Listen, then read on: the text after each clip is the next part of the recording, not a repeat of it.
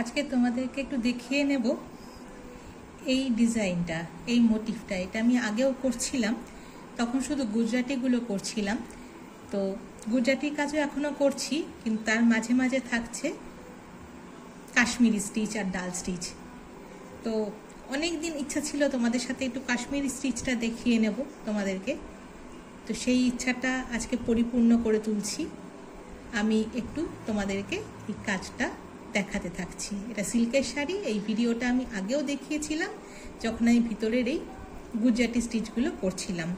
তো এবারে কালো সুতো দিয়ে গুজরাটি কাজ হচ্ছে, আর খয়েরি সুতো দিয়ে, মানে মেরুন সুতো দিয়ে, খয়েরি নয় মেরুন সুতো দিয়ে এই কাশ্মীরি স্টিচগুলো হচ্ছে আর ডাল স্টিচগুলো হচ্ছে।